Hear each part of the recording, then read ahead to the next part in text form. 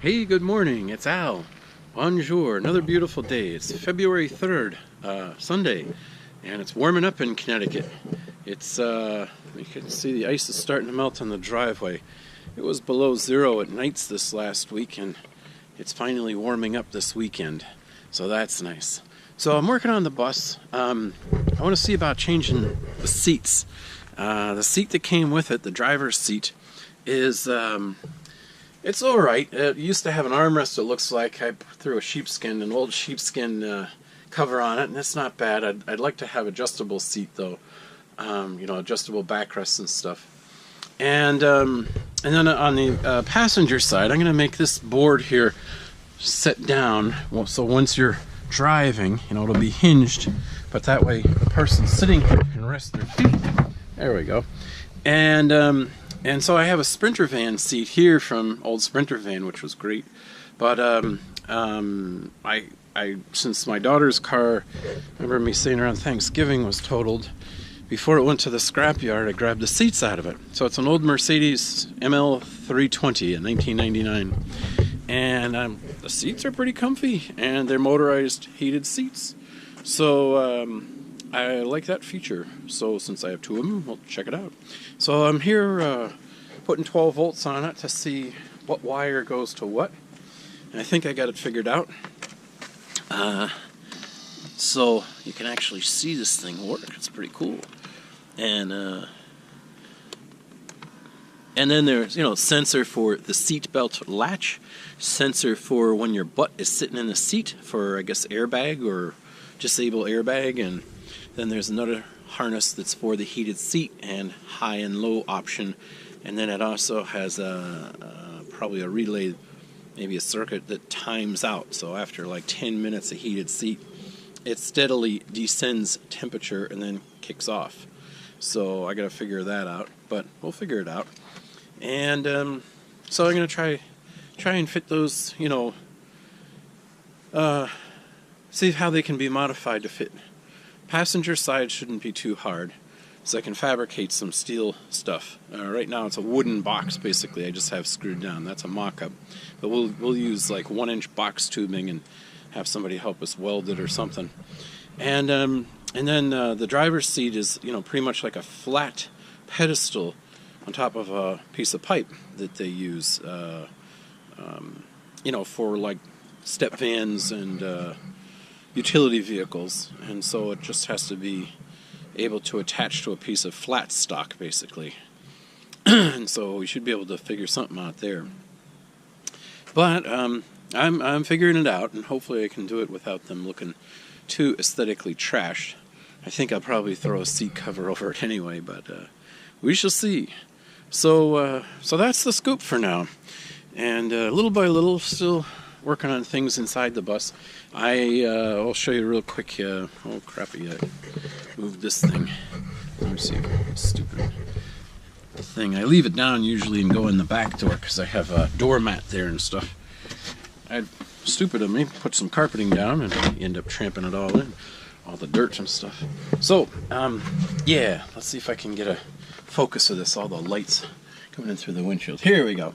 So I made a switch panel here, and that's what I'm most recently working on. I sourced some aluminum sheet metal finally from a place in East Hampton, Connecticut called Nessie, and I was just, they had some scrap laying around. The guy cut it for me to size, which was great, on a brake, and then I drilled and cut. And so I'll have some more information on that. I'm still not done with it yet, but I've been having fun with that.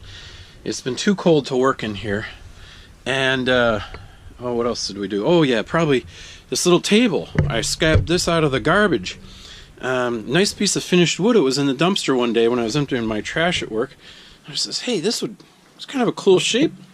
And then I put the cup holders in, so if we're going down the road, your cups don't go flying.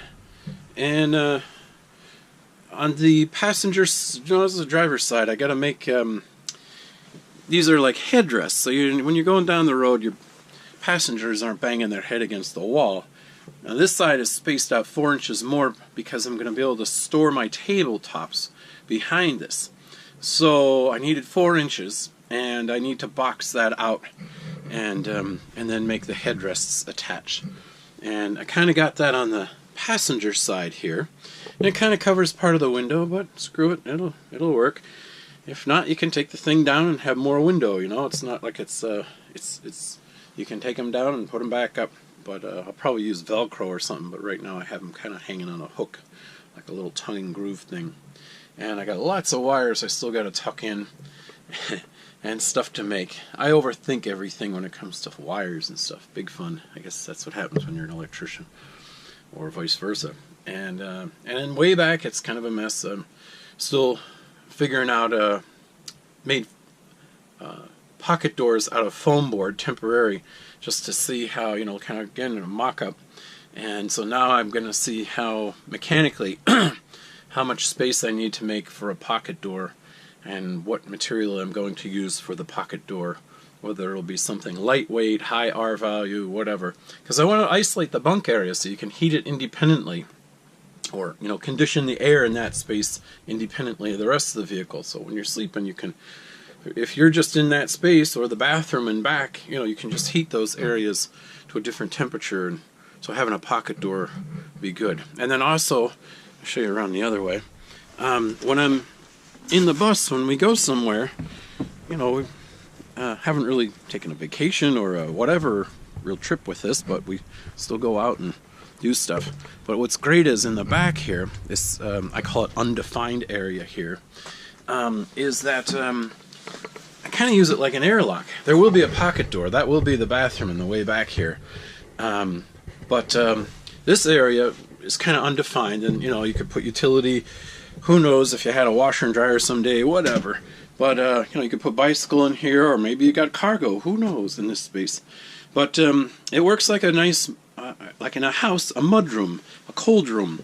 And you have the sliding door, and or the piece of foam board, and you slide it shut, and you keep your heat in the rest of the place. And then, you know, you can wipe your feet off, take your shoes off, change your shoes, whatever you got to do, get your jacket on. Kind of cool. Or warm. So that's what I kind of want to maintain. And I had some issues with my back lights here. I guess the brake light and one of the turn signals isn't working, and I'm going to see about changing them eventually to something else. So that'll be another story. But trying to source some of these things is interesting. I have some of my work trucks, or step van, sprinter van, whatever, and these side lights, it's like they're hard to find. So you look online, and if you can't describe it right, it's really hard to search for it. And but I like these. You know, when you're turning, traffic right next to you has an idea that you're turning, and, you know, heaven forbid you might miss them in your mirror. But so, you know, actually, I made a trip to Freightliner recently for these clearance lights on top of the truck or bus or whatever. And I'm thinking of work trucks all the time. And so the clearance lights, it's very interesting. I got them very inexpensively at Freightliner. And it turns out the reason why is they're DC. And if you buy online and you buy like Grote clearance lights or some big name brand clearance lights, they're pretty expensive. They're hermetically sealed usually. And but they're, how do you say, not polarity sensitive. They're still DC, but it doesn't matter which polarity. And that adds to the cost because there's electronics in it. And I mean, I get these things for like $9 a piece, these amber ones up here, and they're DC, so they're, of course, the polarity sensitive, and that's really good. And so I have a brake light, an LED strip I'm going to put on here too for the brake light in back. But yeah, it's a little bit at a time, we'll get there. And it looks kind of trashed on the outside, and well, you know, it's all right. And my friend said it looks like a giant fishing bobber. It does. And it's good too. It's red and white. You know, hopefully people see it in traffic, I think, huh? And hopefully a little safer, I guess. But eventually we'll work on the outside. Not quite sure what colors or how to do it. Right now it has vinyl wrap on it, and it's covering some rust in spots, and who knows. But we'll get there, a little bit at a time. So anyway, just an update, and you guys have a great day. God bless, enjoy, hopefully you're warm somewhere, and look forward to catching up with you next time. Have a great day. God bless. See you. Bye.